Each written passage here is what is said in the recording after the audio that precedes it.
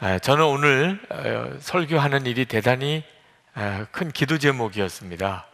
금요일부터 유행성 독감이 제게 와서 금요일 저녁 집회, 토요일 결혼식, 또 지역장 세미나, 정말 어떻게 감당했나 싶을 만큼 그렇게 어려웠다가 오늘 계속되어지는 설교를 제대로 감당해낼 수 있을지 아주 곤혹스러웠습니다. 어젯밤에 간절한 기도가 되더라고요.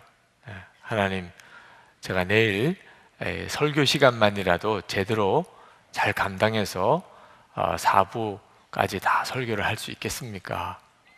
근데 그때 정말 이상한 감사가 제 마음에 일어나기 시작을 했는데, 바이러스가 제 몸에 들어와서 이렇게 사람을 힘들게 만들 수 있다면 예수 그리스도께서 내 안에 들어오신 이 일은 얼마나 놀라운 것인가. 그래서 너무너무 감사한 거예요. 바이러스 때문에 독감에 걸린 것 가지고 이런 어려움을 겪는다면 예수님 내 마음에 오신 것으로 인해서 변화된 제 삶을 생각하니까 갑자기 주일 설교나 이런 제목보다 그냥 감사의 기도가 터져 나오고, 그리고 정말 많이 좋아졌습니다. 오늘 설교를 1부, 2부 설교를 했는데 특별한 어려움이 없이 잘 감당할 수 있게 된 것이 또한 너무 감사한 일이기도 합니다. 여러분, 우리 마음에 예수님이 와 계신 것과 그리고 예수님이 그 마음에 거하지 않은 사람은 삶이 달라도 너무너무 다릅니다. 당연히 그렇겠죠. 예수님 우리 마음에 와 계시다는 것은 정말 놀라운 일입니다. 어느 정도로 놀라운가? 오늘 1절 말씀에 이렇게 말씀하고 있습니다. 갖가지 무거운 짐과 얽매는 죄를 벗어버리고 우리 앞에 놓인 다름질을 참으면서 달려갑시다. 여러분, 예수님을 마음에 영접하고 예수님이 여러분의 마음에 주님, 왕이 되시면 갖가지 무거운 짐과 얽매인 죄가 다 벗어져 버리고, 그리고 하나님을 향하여 주의 말씀대로 거룩한 삶을 달려가듯이 그렇게 살아가게 된다는 겁니다. 이거 정말 놀라운 일입니다. 여러분, 사람들이 두 가지 문제 때문에 사실은 죽음처럼, 지옥처럼 살고 있습니다. 하나는 무거운 짐이고 하나는 얽매인 죄입니다. 여기서 벗어날 사람은 아무도 없습니다. 무거운 짐 다 지고 삽니다. 그래서 재벌도 자살하는 사람이 생기고, 재벌 딸도 스스로 목숨을 끊고, 인기 연예인도 자살하고, 대통령 지낸 사람도 자살하는 거 보면 이 세상에 무거운 짐을 지지 않은 사람은 한 사람도 없다는 것을 알 수가 있습니다. 그래도 무거운 짐은 그나마 좀 낫습니다. 누구한테 하소연도 할 수도 있고 또 위로도 받을 수 있고, 얽매인 죄는 말하기도 부끄러운 것입니다.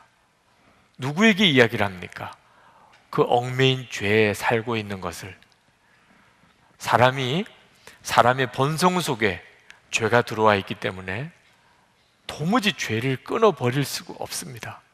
그래서 사람은 평생 두려움과 염려, 근심과 걱정, 이런 무거운 짐과, 그리고 해결하지 못하는 죄에 매여서 사는 거죠.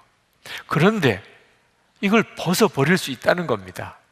예수를 믿으면 그 무거운 짐과 얽매인 죄가 다 벗겨진다는 거예요. 믿어지지 않는 일이죠. 우리가 예수를 믿고 누리는 정말 놀라운 축복입니다. 어떻게 그럴 수 있을까요? 먼저 1절 말씀에 보면 구름대와 같이 수많은 증인이 우리를 둘러싸고 있으니 라고 했습니다. 성경이 말하려고 하는 핵심은 이 무거운 짐 또는 얽매인 죄를 벗어버린 사람이 한둘이 아니라는 겁니다. 구름대와 같이 수많은 증인들이 있다는 거죠. 지난 히브리서 11장 강해를 설교하면서 드렸던 말씀입니다. 믿음의 증인들이 있습니다. 이 성경이 말하려고 하는 핵심은 바로 우리들도 그렇게 될 수 있다는 겁니다. 증인이 많다는 것만 말씀하려고 하는 게 아닙니다. 우리 주위에 우리 눈에 보이지 않으시지만 우리보다도 믿음으로 살아서 무거운 짐과 얽매인 죄를 벗어버리고 그리고 하나님의 말씀대로 거룩한 삶을 달려가듯이 살아간 수많은 증인들이 우리 주위에 있습니다. 그러므로 여러분, 안 된다고 핑계하지 말아야 됩니다. 세상에 근심 염려 안 하고 사는 사람이 누가 있겠어? 죄 안 짓고 사는 사람이 누가 있겠어? 이런 말을 하면 안 됩니다. 하나님께서 우리에게 그렇게 도전하고 계십니다. 많잖아. 그런 사람들이 너무너무 많잖아. 그리고 너도 그렇게 살 수 있어 라고 하시는 하나님의 말씀을 여러분이 붙잡으셔야 됩니다. 여러분 중에는 목사님, 사람도 사람 나름이지 않겠어요? 의지가 있는 사람, 믿음이 좋은 사람, 이런 사람들은 그렇게 살 수도 있겠지만 전 그렇지 못해요. 저는 의지도 약하고 능력도 없고 믿음도 없고 저는 도무지 근심 염려에서 벗어날 수도, 얽매인 죄를 벗어날 수도 저는 없습니다. 혹시 그런 좌절에 빠져 있는 분이 계시다면 오늘 말씀을 잘 들으시기 바랍니다. 여러분의 능력하고 아무 상관이 없습니다. 여러분이 어떤 사람인지, 여러분이 의지가 강한 사람인지, 여러분이 믿음이 좋은 사람인지 아무 상관이 없습니다. 여러분을 무거운 짐에서, 얽매인 죄에서 여러분을 벗겨내고 거룩한 삶을 살게 해주시는 분은 예수님 그분이십니다. 여러분이 이 놀라운 사실을 정확히 아셔야 합니다. 예수님께서 바라보라고만 하셨어요. 2절 말씀에 보면 믿음의 창시자요 완성자이신 예수를 바라봅시다. 하나님께서 우리에게 도전하신 것은 예수님을 바라보라고 하는 겁니다. 실제로 마태복음 11장 28절에서 예수님께서 말씀하셨잖아요. 수고하고 무거운 짐진 자들아 다 내게로 오라. 다 내게로 오라. 내가 너희를 쉬게 하리라. 예수님이 우리를 무거운 짐에서 벗겨주시고 쉬게 해주시겠다는 거잖아요. 예수님께서. 요한일서 5장 18절에 보면 하나님께로부터 난 자는 다 범죄하지 아니하는 줄을 우리가 아노라. 그렇게 말씀하셨습니다. 정말 믿어지지 않는 이야기죠. 하나님께로 나신 자, 구원받은 성도는 다 범죄하지 않는다. 이 말씀을 잘못 이해하면 오히려 좌절이 되기도 합니다. 나는 그러면 하나님께로 난 자가 아닌가? 이런 좌절도 오지요. 그런데 이 말씀의 핵심은 우리가 범죄하지 않아야 된다는 것이 계명이 아니라는 겁니다. 죄 짓고 살지 말아야 된다. 이건 계명이 아니라는 거예요. 이건 하나님의 약속이라는 겁니다. 하나님이 그렇게 해주시겠다는 놀라운 약속이라는 거예요. 요한일서 5장 18절 하반절에 보면 이렇게 말씀합니다. 하나님께로부터 나신 자가 그를 지키심에 악한 자가 그를 만지지도 못하느니라. 예수님께서 우리를 지켜주셔서 악한 자가 우리를 만져서 죄에 넘어지지 않도록 해주시겠다는 거죠. 예수님이 해주시겠다는 거예요. 정말 놀라운 일이잖아요. 이제는 우리가 이 약속의 말씀을 실제로 누리는 것만 남아 있습니다. 정말 그렇게 살아야 합니다. 다시 한번 명심하십시다. 우리가 예수를 믿었다는 말은 이제부터는 근심 염려하지 않고 살려고 노력하고 그리고 얽매인 죄를 벗어버리려고 노력하는 게 아닙니다. 이제는 예수님만 바라보고 사는 겁니다. 우리가 예수님만 바라보고 살면 무거운 짐, 얽매인 죄에서 벗어나게 됩니다. 우선 믿음이 생깁니다. 믿음이. 예수님이 어떤 분이신가? 믿음의 창시자고 믿음의 완성자라고 그렇게 말씀합니다. 그 말은 예수님을 자꾸 바라보면 믿음이 생긴다는 거예요. 여러분 중에 나는 믿음이 없어. 이런 분이 계시죠. 걱정하지 마십시오. 믿음은 여러분이 노력해서 얻는 게 아니고 여러분이 그저 예수님을 바라보려고만 하면 믿음이 생깁니다. 처음부터 믿음이 좋은 사람이 없다니까요. 예수님을 바라보면 믿음이 생깁니다. 믿음으로 산다는 것은 놀랍습니다. 헨리 나우엔이 믿음으로 산다는 게 뭔가 하는 것에 대해서 서커스에 공중근에 타는 사람 이야기로 예를 들었습니다. 여러분, 서커스에 공중근에 타는 묘기를 보신 적이 혹시 있으십니까? 영상으로라도 보신 분이 있으실 겁니다. 높은 곳에서 한 사람이 그네줄을 붙잡고 그리고 뛰어내립니다. 그러면 저쪽 편 쪽에서도 또 한 사람이 그네줄을 잡고 뛰어내립니다. 이쪽에서 뛰어내린 사람이 높은 곳까지 그네를 타고 올라갔다가 거기서 줄을 놓습니다. 그러면 떨어지는 거죠. 근데 저쪽 편에서 오는 사람이 그 떨어지는 사람을 손을 탁 잡아 낚고챕니다. 정말 묘기죠. 박수가 나올 만한이죠. 자, 그런데 이건 전적으로 믿음으로만 가능하다는 겁니다. 공중근에 타는 사람이 그 자기가 잡고 있는 그네줄에 손을 놓을 때 내가 자세만 바로 하고 있으면 그러면 저쪽 편에서 오는 사람이 나를 붙잡을 것이다 라는 사실을 완전히 믿어야 정확한 자세가 나온다는 겁니다. 그리고 결국은 그 사람이 나를 붙잡아내는 거죠. 만약 조금이라도 마음이 불안해지면 또는 그 사람이 나를 붙잡을까 의심이 생기면 사람은 본능적으로 몸이 움츠러들게 돼 있다는, 그러면 결국은 손을 놓치게 된다는 거죠. 헨리 나우엔이 설명하기를 공중근에 타는 사람이 공중에 몸을 던지고 완벽한 자세를 취하는 그 순간의 마음, 그것이 믿음이라 그랬습니다. 여러분은 다 예수님을 믿는다고 하죠. 여러분이 예수님을 믿고 산다는 것이 꼭 이 같은 마음입니까? 예수님이 나를 붙잡아 주실 거야. 예수님이 나를 인도하실 거야. 예수님이 나에게 말씀하실 거야. 예수님이 나를 지켜주실 거야. 내가 하나님의 말씀대로만 산다면, 주님이 하라는 대로만 한다면 반드시 주님이 나를 지켜주실 거야. 그래서 여러분의 삶이 완벽하게 하나님의 말씀대로 그렇게 사시는 것입니까? 그게 믿음이에요. 많은 분들이 이렇게 믿음으로 사는 것을 두려워합니다. 공중근에 타는 사람이 그 그네줄을 놓는 것이 어찌 두려운 일이 아니겠습니까? 믿지 않는다면 어떻게 그렇게 할 수 있겠습니까? 우리가 어떻게 예수님을 그렇게 믿고 살 수 있을까요? 예수님이 나와 함께 계시는 것이 분명하게 바라보아져야 그렇게 할 수 있는 것입니다. 예수님이 나와 함께 하시는 것이 내가 분명히 바라보아져야 비로소 내가 믿음으로 살 수가 있는 겁니다. 그래서 예수님을 바라보라고 하는 겁니다. 24시간 예수님을 바라보시라고 권해드리는 이유입니다. 처음에는 예수님은 아주 막연한 대상일 수 있습니다.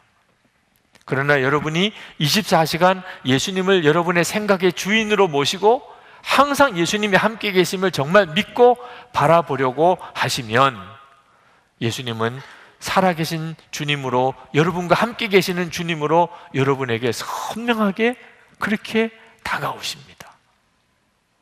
그때는 하나님의 말씀대로 사는 게 전혀 힘들지 않습니다. 믿어지니까. 믿음은 이렇게 놀라운 것입니다. 어떤 분들이 그렇습니다. 그렇게 말씀을 합니다. 세상이 얼마나 복잡한데 목사님은 자꾸 예수님만 바라보라고 하십니까? 미국의 한 안경점에서 광고를 냈는데 그 광고가 히트를 쳤습니다. 나는 안경밖에 몰라요. 그게 그 안경점 광고 문구입니다. 나는 안경밖에 몰라요. 그게 그의 광고 대상을 탔다는 겁니다. 여러분, 안경점 주인이 안경만 알면 되죠. 그러면 그 안경점에 가는 거죠, 그죠? 뭘 다른 걸 알 필요가 뭐 있어요, 그죠? 예수를 믿는다고 하면 적어도 예수님은 아셔야 되잖아요. 그래야 예수님을 믿는 거잖아요. 우리가 아는 게 꽤 많습니다. 여러분들도 아는 거 많지요. 정치 이야기 하라고 그러면 여러분도 다 한가닥 하시죠. 경제, 요즘 어떻게 될 것 같습니까? 우리나라 경제, 사회, 문화, 교육 각 분야에 걸쳐서 하고 싶은 말씀들 많으시지요. 교회, 또 교회에 대해서 얼마나 하고 싶은 이야기가 많습니까? 예수님에 대해서는 얼마나 잘 아십니까? 항상 예수님만 바라보라. 여러분, 우리가 예수님에 대해서 정작 너무 모르니까 하는 이야기죠. 예수님에 대한 지식을 말하는 게 아니고 임마누엘 하시는 예수님, 예수님이 나와 함께 계시다는 사실을 좀 분명하게 아시고 난 다음부터 삶을 살아보시라는 겁니다. 예수님이 나와 함께 계신 것 자체에 대해서 분명한 믿음이 없이 예수를 믿는다고 하니 믿음의 자세가 안 나오는 거죠. 어제 엄지현 목사님 결혼식을 했습니다. 우리 사모님 되시는 분은 이제 김용심 전도사님, 그 두 분이 결혼을 했으니 제가 주례 때 뭐 이야기를 하겠어요, 그렇죠? 네, 그때 두 분에게 간단하게 드린 말씀의 핵심은 이겁니다. 부부 사이가 가까워지는 것처럼 예수님과의 관계가 더 깊어져야 한다는. 많은 분들이 좋은 배우자 만나야 행복한 결혼을 하는 줄 압니다. 여러분, 이것처럼 큰 오해가 있을까 싶습니다. 그러면 우리 부부가 지금 힘든 것은 좋은 배우자 안 만나서 그런 겁니까? 그렇지 않습니다. 다 좋은 배우자 만나시더라고요. 그렇게 선보고 택했는데 좋은 배우자 아닐 수가 있겠습니까? 좋은 배우자가 아니어서 결혼 생활이 힘든 게 아닙니다. 예수님을 바라보지 못하니까, 그러니까 스스로 부부 관계를 다 망치는 겁니다. 그래서 제가 어제 신랑 신부에게 신신당부했습니다. 아내를 볼 때 예수님이 함께 보이고 남편을 볼 때 예수님이 같이 보인 다음에야 무슨 말이든지 하라. 그렇지 않으면 부부 사이에는 쉽게 금이 가고 위기가 온다. 목사의 부부도 마찬가지입니다. 예수님 우리와 함께 계신 게 분명하다면 아내를 볼 때 예수님도 같이 보이고 남편을 볼 때 예수님도 같이 보여야 예수님을 믿는 사람이잖아요. 그렇게 예수님이 보일 수 있게 되려고 24시간 예수님을 바라보라는 겁니다. 가족들 사이, 직장에서 동료들과, 그리고 가게를 열 때, 그리고 교회에서 교우들 사이에도 다 똑같습니다. 우리가 진짜 예수님을 믿는 사람이 맞다면 우리가 어떤 사람을 만나든지 우리가 어떤 일을 하든지 예수님이 함께 보여야 하는 겁니다. 만약에 여러분 예수님이 보이지 않은 상태에서 누구를 만나서 이야기를 하거나 무슨 행동을 하거나 여러분이 무슨 도장을 찍거나, 그건 정말 위험천만한 일입니다. 그렇게 하니까 우리 주님이 우리를 붙들어 주실 수가 없는 겁니다. 이스라엘 백성들이 출애굽했을 때 하나님께서 무려 40년 동안이나 이스라엘 백성들을 그 조그만 아라비아 광야에 헤매고 또 헤매게 만드셨습니다. 도대체 하나님은 무슨 일을 하신 거죠? 하나님만 바라보는 훈련을 시키신 겁니다. 40년 동안. 아침에 만나를 먹을 때 하늘에서 만나가 내려옵니다. 구름 기둥, 불 기둥으로 지금 떠나야 될지 머물러야 될지 밤낮으로 하나님이 사인을 보내고, 불뱀에 물려 죽어갈 때 구리뱀을 보고 그 고침을 받았습니다. 전쟁이 일어났을 때 모세는 산에 올라가서 손을 들고 기도하면 이기고 손을 내리면 지고, 40년 동안 하나님은 이스라엘 백성들에게 하나님만 바라보고 아무것도 가진 것도 없고 농사도 지을 수가 없고, 그런데도 거기서 먹고 살고 신발 떨어지지 않고 옷 헐어지지 않고 그렇게 사는 법을 가르치셨어요. 그리고 하나님의 백성 되었다고 가나안 땅에 들여보내셨습니다. 우리가 24시간 예수님을 바라보고 살자는 것이 전혀 이상한 게 아닙니다. 이것부터 되어야, 예수님을 바라보는 믿음이 분명해야 비로소 예수를 믿는 사람이고, 그리고 하나님은 우리를 인도하실 수가 있습니다. 영성일기 쓰시고 그것을 서로 나누고 서로 격려하고 서로 붙들어 주시라고 했더니 일기를 못 나누는 분이 있으세요. 어떻게 목사님 일기를 다른 사람하고 나눕니까? 다른 사람에 대해서 굉장히 부담스러워하는 사람, 여러분, 그건 솔직히 하나님이, 예수님이 내 마음의 왕이 되시는 것을 부담스러워하는 겁니다. 다른 사람이 부담스러운 게 아닙니다. 정말 예수님을 내 마음의 왕으로 모시고 살 것인지 아직도 결단을 못한 겁니다. 예수님을 내 마음에 진짜 왕으로 모시고 살기로 결단하고 나면 내 마음 다 열어 보여줘도 아무 상관없습니다. 그냥 사람들에게 오히려 보여주고 싶습니다. 내 마음을, 예수님이 왕이신 내 마음을 다 보여주고 싶지, 그거 감추고 살고 싶은 사람 없습니다.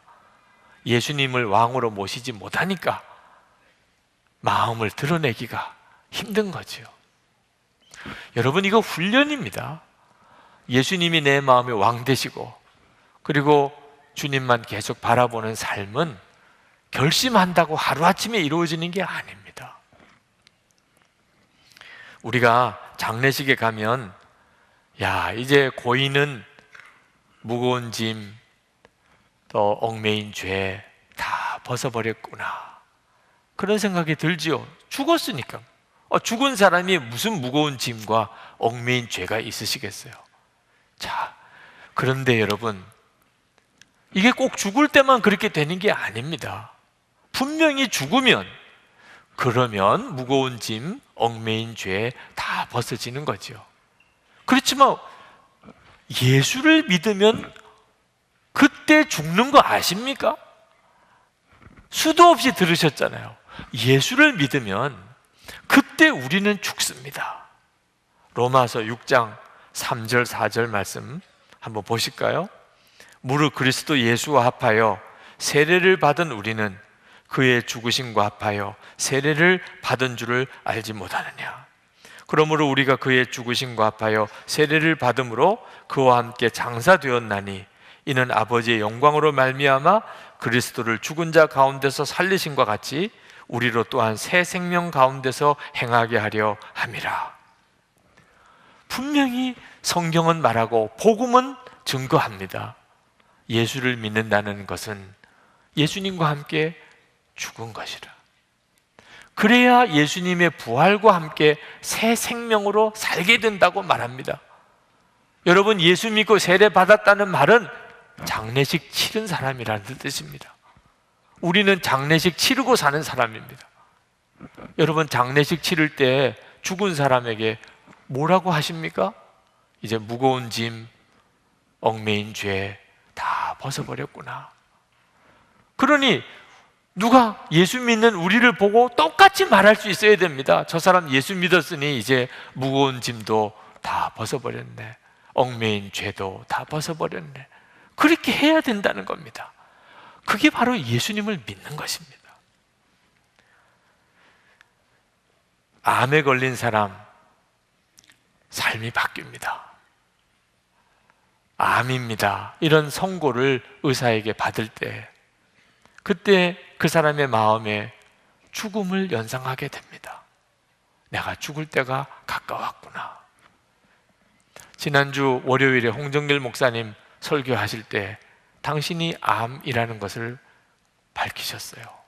그러면서 하시는 이야기가, 저도 주님으로부터 초청장을 받았습니다.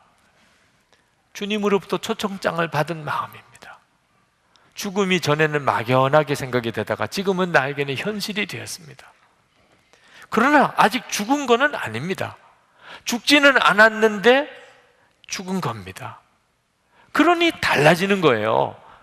사람을 만나도 달리 보이고, 문제를 만나도 달리 보이고, 돈, 성공, 명예 다 달리 보이고,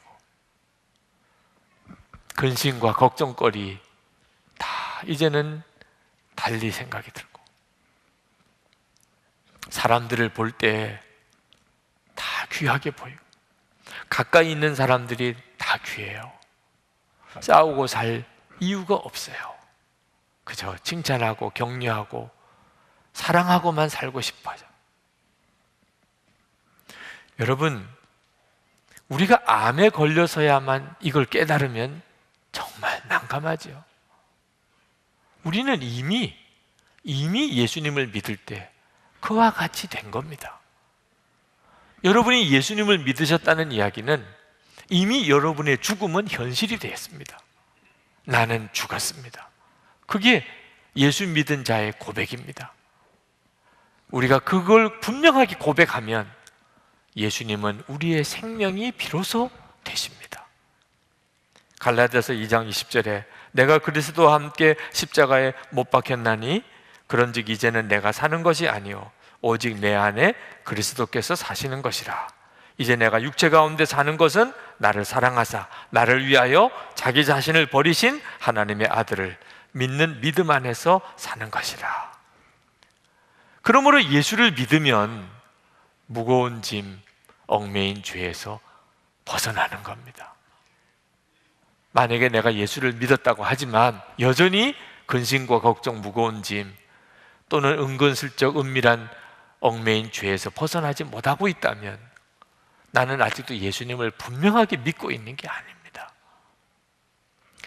이용규 선교사님 최근에 떠남이라고 하는 제목의 책을 출간을 하셔서 읽어보고 은혜를 받았습니다. 이용규 선교사님의 책 중에 이런 구절이 나오더라고요. 지금은 몽골 선교사로 계시다가 미국에 잠깐 가셨다가 지금 인도네시아로 가 계십니다. 인도네시아 가시기 전에 미국에 잠깐 머무실 때 그때 한국과 인도네시아에 사역이 있어서 열흘 동안 여행을 하시고, 그리고 이제 다 끝나고 이제 자카르타 공항으로 가면서 이제 집에 간다 그런 생각이 들어서 마음이 그렇게 좋더래요. 그런데 순간 내 집이 어디지? 내가 지금 어디로 가는 거지? 그런 생각이 들더래요. 왜? 오랫동안 몽골에서 살았습니다. 또 한국이 또 고국이니까. 그러다가 아니지, 미국이지, 내 집은 미국에 있지, 그런 생각이 들어서 순간 영 헷갈리는 일이 있었다는 내용을 거기다가 쓰셨어요. 그러면서 내 집이 어딘가 하는 생각을 해봤답니다. 도대체 어디가 내 집이지? 한국에서 태어나서 미국 가서 공부하고 몽골 선교사를 갔다가 다시 미국에 갔다가 인도네시아로 지금 가 있는 이분에게 있어서 집은 도대체 어디냐? 마음에 내린 결론은 아내가 기다리는 곳이 집이구나.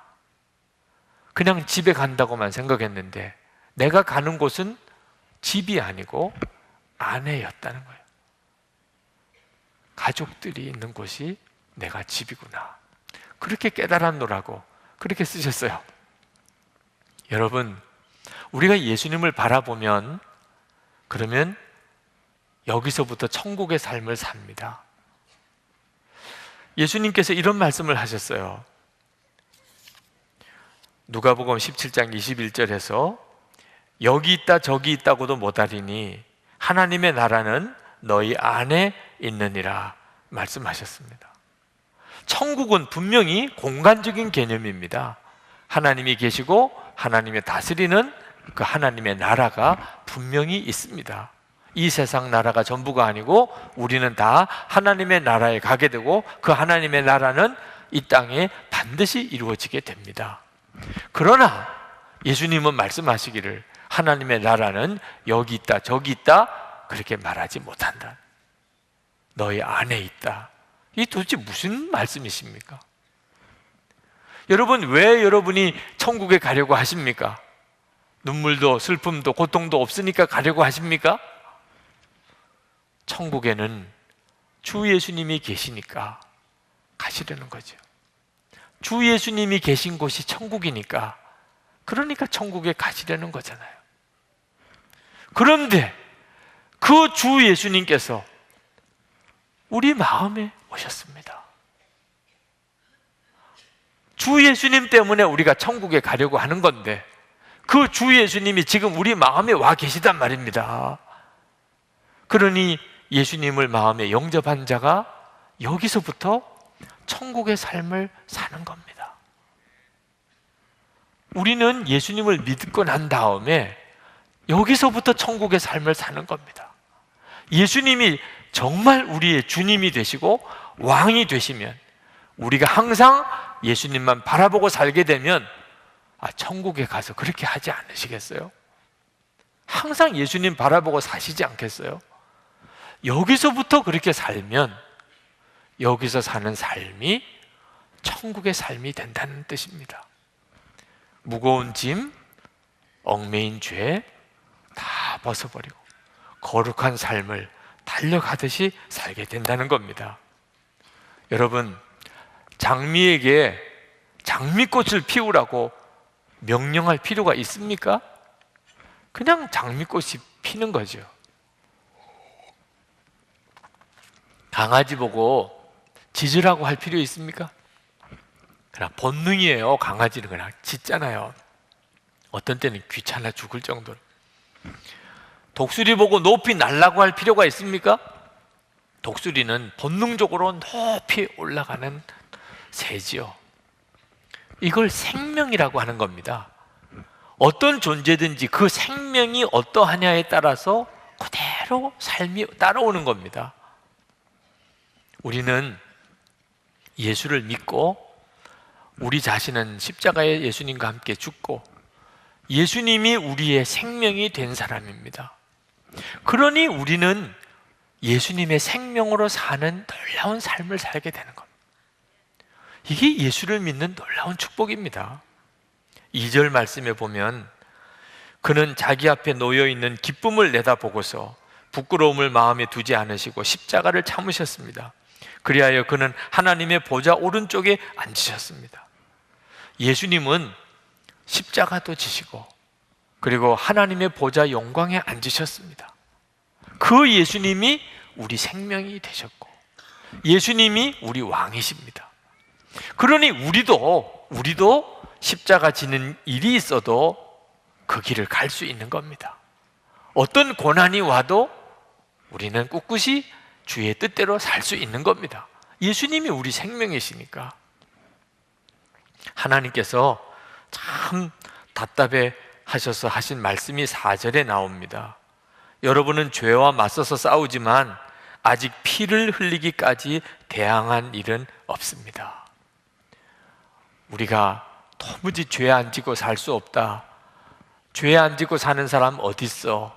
말은 하지만 그게 죄 안 짓고 살 수 없어서 그런 게 아니고 우리가 죄와 피를 흘리기까지 싸우려고 하는 마음이 없기 때문이라는 거예요.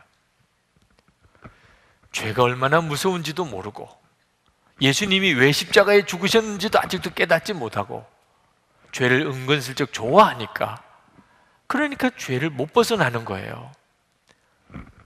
제가 신학교 때 미성년자 불가 영화를 보고 너무너무 마음이 괴로워서 하나님 앞에 회개 기도는 했지만 다시는 안 보겠다는 말은 안 했어요. 네. 낙이 없을 것 같아요. 제 속에 죄에 대한 즐거움이 있을 때는 이건 도무지 해결이 안 되는 겁니다.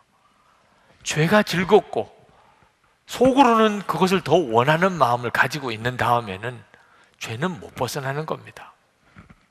하나님께서 너희들이 죄와 피를 흘리기까지 싸우지 않았다 말씀하시는 이유입니다. 근데 여러분, 피를 흘리기까지 싸우는 건 어떻게 하라는 거죠? 무슨 산에 올라가서 고행을 하거나 수도를 하거나 하라는 뜻입니까? 나는 죽었습니다. 하나님이 다 이루어 놓으신 일이에요. 나는 죽었습니다. 여러분이 분명하게 믿고 고백하는 삶을 살라는 겁니다. 그때부터 주님의 역사가 일어납니다. 죄에서 일어납니다. 무거운 짐에서 일어납니다. 지난 목요일에 저녁 집회가 끝나고 굉장히 강한 기도의 영이 부어져서 그날 뜨겁게 기도하신 분들이 많으실 겁니다. 저도 간절한 마음으로 기도를 하고 있는데 누가 옆에 와서 기도를 해달라는 거예요. 기도 받으실 분들은 유치부실로 가시라고 말씀을 광고를 드렸는데도, 광고는 광고고 그냥 오셔서 기도를 해달라고 하셔서 오죽 답답하시면 그러실까, 오죽 힘드시면 그러실까. 그래서 기도를 해드렸습니다. 근데 그 중에 한 분이, 목사님, 새해 시작된 지 며칠도 되지 않았는데 결심한 거 다 무너졌어요. 그날이 1월 3일입니다. 진짜 작심삼일이더라. 네. 사람의 마음이 그런 모양입니다. 아무리 결심해도 3일인 모양이에요. 다 무너졌어요. 그 비참한 심정, 그건 기도 제목이 아니고 탄식이더라. 그분을 위해서 기도하면서 저도 똑같았다는 생각이 들더라. 수도 없이 좌절하고 넘어지고 안 되나 봐. 그렇게 믿음으로 살아보려고, 하나님 기뻐하는 뜻대로 살아보려고 애를 썼는데도 안 되는 걸 어떻게 해요? 결심해도 안 되고 노력해도 안 되고, 그렇게 버티다가 결국은 무너지고 나면 그 절망감이라는 건 말할 수도 없어요. 심지어 목사 그만둘 생각까지도 했을 정도니까. 그때 제가 몰랐던 것이 몸부림치는 것 때문에 안 된다는 거예요. 제가 바로 살아보려고 몸부림치는 거, 그것 때문에 안 된다는 걸 몰랐어요. 몸부림치는 게 왜 죄입니까? 그걸 몰랐다니까. 갈라디아서 2장 20절 말씀을 강의하기 위해서 기도하다가 이건 죽은 거구나, 벌써 죽은 거구나, 죽으려고 하는 게 아니고 이미 죽은 거구나. 하나님께서 저에게 어느 날 정말 절망에 빠졌을 때, 저 자신에 대한 절망이었습니다. 그때 나는 죽었습니다, 이 고백이 툭 튀어나오게 하시고, 그리고 제가 건짐을 받았어요. 더 이상 어떻게 기도할 수도 없었습니다. 그냥 나는 죽었습니다. 여러분 중에도 여러분 자신에 대해서 절망하고 도무지 안 돼, 근심과 걱정 떨쳐버려지지가 않고 얽매인 죄 해결이 안 되고, 이래서 내가 무슨 복을 받겠나, 이런 생각에 사로잡혀 있는 분들, 여러분의 절망을 주님은 기뻐하십니다. 주님도 악취미시죠. 우리가 절망한 걸 기뻐하시다니. 왜? 우리가 절망하지 않으면 우리의 죽음을 받아들이지를 않는 거예요. 우리가 우리 자신에 대해서 절망하니까, 도무지 안 되니까 비로소 죽었습니다, 이렇게 고백이 되는 거예요. 우리가 죽었다고 고백하면 비로소 주님은 역사하기 시작합니다. 죽여달라는 게 아닙니다. 이미 죽은 겁니다. 제가 절망에 빠져서 밤에 잠도 자지 못하고 그렇게 힘들어할 때 주님은 한마디 말씀하셨어요. 내게 맡기고 자라. 자라는 거예요. 그냥 마음은 다 무너졌는데 이렇게 자도 되는 건가? 그래도 주님이 너무 분명하게 잘하시니까 그때 잠을 자면서 비로소 저에게 맡긴다는 게 뭔지 말이에요. 맡긴다는, 주님께 맡긴다, 주님을 믿는다는 게 뭔지 비로소 조금 알겠더라고요. 성도 여러분, 우리는요 조금 더 늦게 무너지는 게 목표가 아닙니다. 3일째 무너졌냐 3개월째 무너졌냐, 그게 뭐 중요해요. 우리는 조금이라도 더 늦게 무너지려고 발버둥 치는 이런 신앙생활 하면 안 됩니다. 우리 주님이 우리에게 주시려는 것은 온전한 승리예요. 온전히 이기는 겁니다. 예수님을 바라보실 때 주님이 하시는 일이에요. 우리 가운데 주님이. 24시간 예수님을 바라보는 게 너무 힘들다. 여러분, 당뇨병, 고혈압으로 고생하시는 분들 매일 운동하시고 음식 조절하시고 혈당 체크하고 혈압 체크하고 매일 그렇게 하시더라고요. 그게 뭐 이상합니까? 암 걸린 환우들 보니까 음식 늘 조심하고 마음까지도 조심하고 사시더라고요. 그게 뭐 이상해요? 몸이 그렇게 되셨으면 조심해야죠. 우리는 말입니다, 당뇨나 고혈압, 암이 문제가 아닙니다. 무거운 짐, 얽매인 죄, 이거 가지고서 살아도 죽은 것처럼 지옥처럼 살고 있는 거예요. 예수 믿으면 거기서 건짐을 받는다고 그랬는데 예수 믿고도 그렇게 사는 삶을 왜 살겠어요, 여러분? 예수님이 내게 있어서 살아계신 주님으로 바라보아지지 않으니까 그렇게 사는 겁니다. 그러므로 여러분, 주 예수님을 바라보는 믿음의 삶을 시작해야 합니다. 예수님이 희미하게 바라보아지고 예수님이 분명하게 바라보아지는 차이가 우리 삶의 차이예요. 예수 믿는 삶의 다른 것은 바로 그 점이 다른 겁니다. 예수님이 이따금 바라보아지고 항상 예수님이 바라보아지는 차이가 우리의 삶의 차이예요. 2013년 송구영신 예배 때 예수님을 이제는 왕으로 모시라, 그렇게 선포했습니다. 2013년 첫 주일이기도 하고 남은 인생의 첫날이기도 합니다. 여러분, 예수님을 믿으셨으면 예수님을 정말 온전히 바라보시고 예수님을 왕으로 모시고 사시기 바랍니다. 모든 게 달라집니다. 제가 죄가 즐거웠던 사람입니다. 겉으로는 멀쩡한 목사지만 속으로는 죄가 즐거웠던 사람이에요. 그런데 24시간 예수님을 바라보면서 죄는 저에게 고통이 됐습니다. 죽는 것보다 더 고통이 됐어요. 주님을 바라보면서 죄를 짓는다는 것은 이건 상상할 수도 없는 일이 됐습니다. 그래서 죄를 벗어지는 거예요. 죄가 고통이 됐는데 왜 죄를 짓습니까? 벗어집니다. 무거운 짐, 근심 염려가 안 되는 걸, 주님을 바라보면 근심이 안 되는 걸, 사람이 두렵지가 않은 걸, 고생이 두렵지가 않은 걸, 주님을 바라보니까 죄가 고통스러운 것, 완전히 뒤집어집니다.